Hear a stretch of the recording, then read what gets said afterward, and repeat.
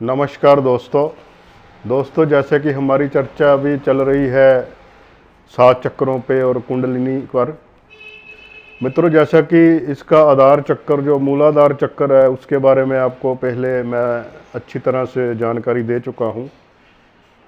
आज हम दूसरा चक्कर यानी स्वादिष्ठान चक्कर के बारे में बात करेंगे। मित्रों, ये जो हमारा शरीर है ये परमात्मा के द्वारा हुआ एक मंदिर है। मित्रों, इस मंदिर के अंदर ही ये 7 दरवाजे हैं उस तक पहुंचने के लिए, वही 7 चक्कर हैं।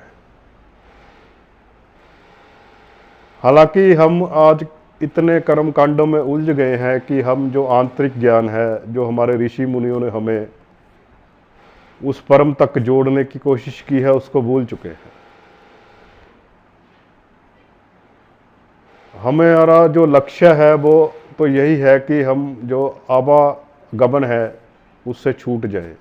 जो हमारा मनुष्य जन्म है इससे हम उस परम तक आत्मा को मिला दें तो इस आवागमन के चक्कर से छूट जाए, अगला जन्म हमारा ना हो, हमारा मोक्ष हो जाए। तो हम उस लेवल तक हमें जाना है, इन चक्रों पर ही अटकना नहीं है। हालांकि ये चक्कर भी बहुत सहायक हैं, इसको अगर जागृत हो जाएं ये तो ये परमात्मा के द्वार तक पहुंचाने में हमारी मदद कर सकते हैं। तो वही मैं आज बता रहा हूं आपको कि स्वादिष्ठान चक्कर क्या है, अगर ये जागृत होता है तो कैसे लक्षण होते हैं, अगर ये इनबैलेंस होता है तो कैसे ये रोग कष्ट दे सकता है। ऐसा नहीं है कि मैंने पहले ही बताया था कि जो चक्कर है ये सोए हुए हैं।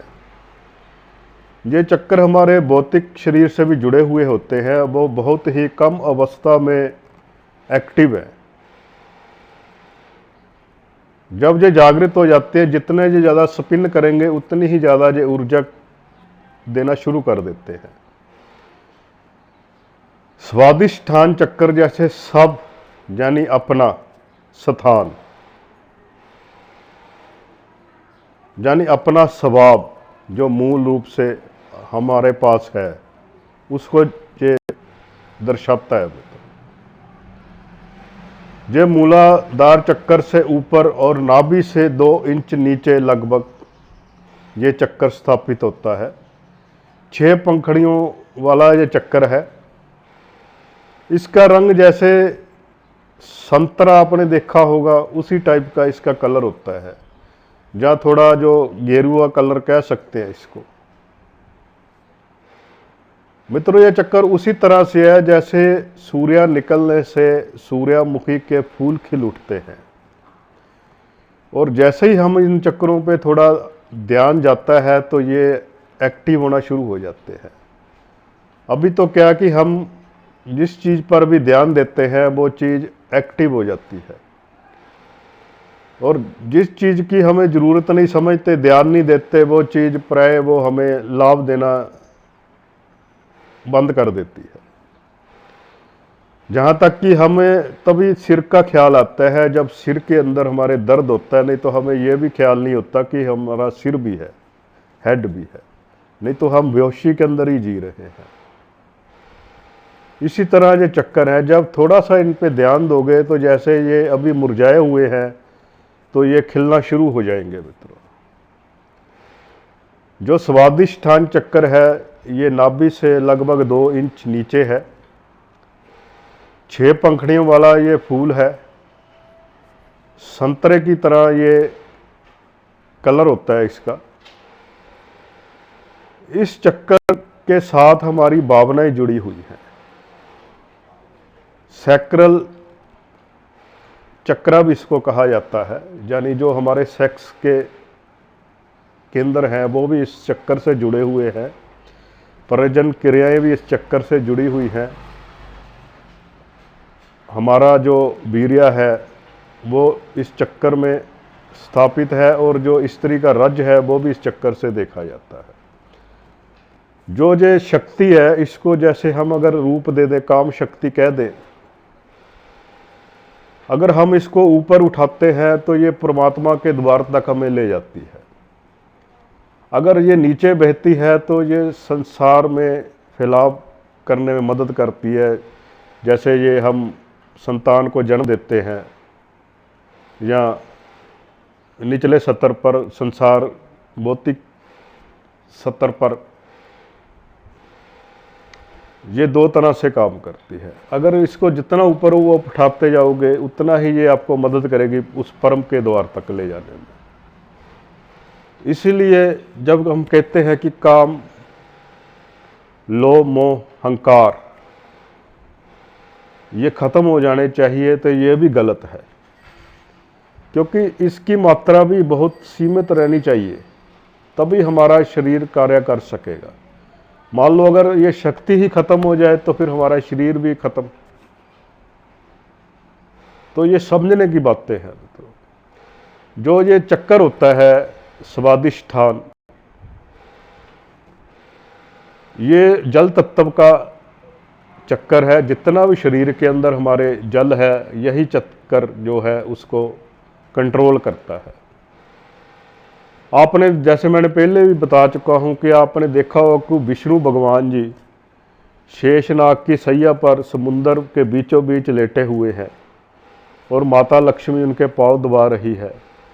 ये इसी चक्कर को दर्शाया गया है। हमारा जब ये चक्कर एक्टिव हो जाता है तब आपकी इच्छाएं, लालच, क्रोध और जो सेंट्रल मेंटल होती है हमारी, वो कंट्रोल होनी शुरू हो जाती है। हमारी इमोशनल पावर जो होती है वो कंट्रोल में होनी शुरू हो जाती है। आपके अंदर एक अभय आना शुरू हो जाता है। आपको फिर किसी भी चीज़ से डर नहीं लगेगा। सत्य तो वैसे भी छुपता नहीं है, डरता नहीं है मित्रों। बहुत से इसके अंदर बदलाव आने शुरू हो जाते हैं जब ये चक्कर एक्टिवेट होता है। कुछ कुछ दोस्तों को तो अचानक जब ये चक्कर स्पिन करता है, वाइब्रेशन होती है, तब ऐसा लगता है कि एकदम से कंपनी उठनी शुरू हो गई। रीढ़ की हड्डी से कुछ ऊपर की ओर जा रहा है, वाइब्रेशन हो रहा है। और कभी कभी तो कुछ ऐसा लगता है कि कहीं कहीं कोई अटक गया है, वहां पेन या दर्द बहुत महसूस होना शुरू हो जाता है। जैसे कि मैंने बताया था कि ये चक्करों का जो राजा है, थर्ड आई पर ध्यान करके ये सारे चक्कर अपने आप जाग जाते हैं। मेडिटेशन है से वो आगे मैं सारे चक्करों पर विवरण के बाद आपको बताऊंगा, तब तक आप जुड़े रहें।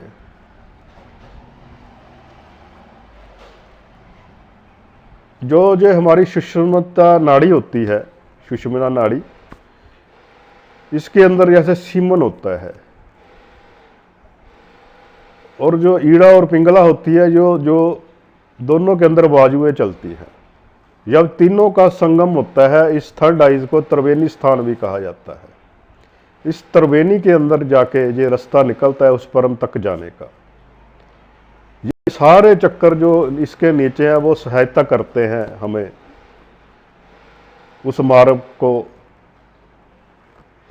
मतलब परमात्मा की तरफ ले जाने के लिए, हमारी मंजिल की तरफ ले जाने के लिए। हमारी मंजिल तो एक ही होनी चाहिए मित्रों, उस परम तत्व से, परम से मिलने की। कुछ लोगों को भ्रम होता है कि हम कुंडलिनी जागरण करके यानी हमारी रिद्धियां सिद्धियां आ जाएंगी, ये हो जाएगा, वो हो जाएगा। ऐसा नहीं।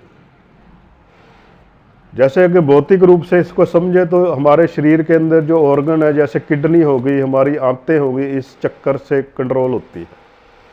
अगर आपको किडनी संबंधित प्रॉब्लमें बहुत ज़्यादा आ रही हैं या आंतों में कोई प्रॉब्लम बहुत ज़्यादा आ रही है, तो ये चक्कर आपका खराब है मित्रों। फिर इस चक्कर को सही किया जाता है। इसका जो बीज मंत्र है वो बम है।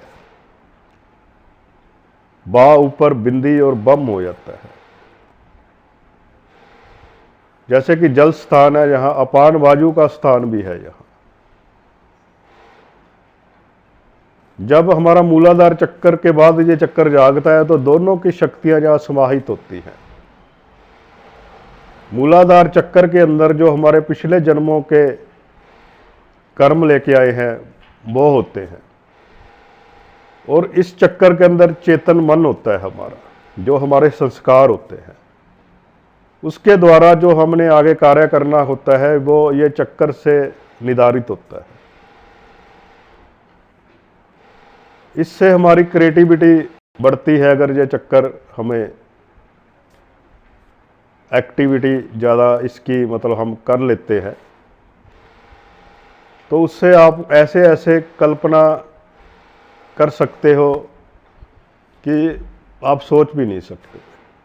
जैसे कोई आर्किटेक्ट है, उसका जो चक्कर अगर ये एक्टिवेट हो जाए तो वो ऐसे ऐसे अपनी आर्ट के द्वारा ऐसे नक्शे बना देगा अपने मकानों के, ऑफिस के, कि वो आप उसको कल्पना भी नहीं करते कि इसने ऐसे कैसे इसने बना दिया इतना सुंदर नक्शा। दूसरे वो जो नक्शे बनाने वाला है उससे बहुत ज़्यादा उसका नाम हो जाएगा, फेमस हो जाएगा। इसी तरह आपके अंदर कोई कला है तो उसको बहुत ये बढ़ा देगा, क्योंकि ये जल स्थान है। जल के अंदर जो होती है निर्मलता होती है। जल का स्वभाव होता है कि शांत होता है। जितना वो शांत होगा उतना ही हमारा मन शांत होगा। जितना ये चक्कर आपका बैलेंस होगा उतना ही आपका मन शांत होगा। आप में कल्पना करने की शक्ति बहुत बढ़ जाएगी, इमेजिन करने की शक्ति बहुत बढ़ जाएगी। अपने आप ऐसी इमेजिन होगी, आपको कल्पना होगी कि आप जिस कला में भी, जिस काम में भी आप कर रहे हो, उस काम में आपको बहुत महारत हासिल हो जाएगी। मैंने जैसे बताया कि ये चक्कर हमारे बाप से संबंधित है। जो भी हमारे बाप उठते हैं वो इस चक्कर से ही संबंधित है। भक्ति, बाप के बिना भक्ति नहीं होती। भक्ति करने के लिए भी बाप चाहिए, वो भी यही चक्कर देता है। कोई भी कार्य करने के लिए बाप चाहिए तो वो इस चक्कर से ही मिलेंगे। इसलिए इस चक्कर को बैलेंस होना बहुत जरूरी होता है।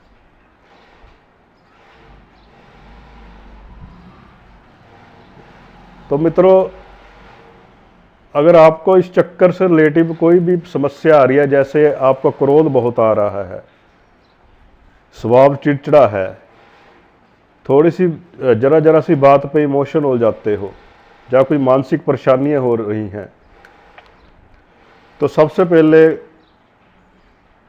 इस चक्कर को ठीक करें। इस चक्कर को ठीक किया जा सकता है इसका बीज मंत्र उच्चारण करके, या इसका कलर थेरेपी करके। उसमें आप जैसे नारंगी संतरा कलर होता है, उस टाइप के जेम्स होते हैं, जैसे ये आपका माणिक्य हो गया उस टाइप का, वो पहन सकते हो। वो फिर आपको रिलीफ देना शुरू कर देगा। किडनी संबंधी प्रॉब्लमें आ रही हैं तो आप ये चक्कर एक्टिवेट करें, बैलेंस करें। मित्रों आगे आगे और अगले चक्कर पे हम बात करेंगे। इसी तरह अपना प्यार और आशीर्वाद बनाए रखें। अगर ये वीडियो अच्छी लगे तो इसे लाइक और शेयर करें, सब्सक्राइब भी कर दें। और हम अगली वीडियो में आपसे और तीसरे चक्कर की बात करेंगे। तब तक के लिए धन्यवाद मित्रों, नमस्कार।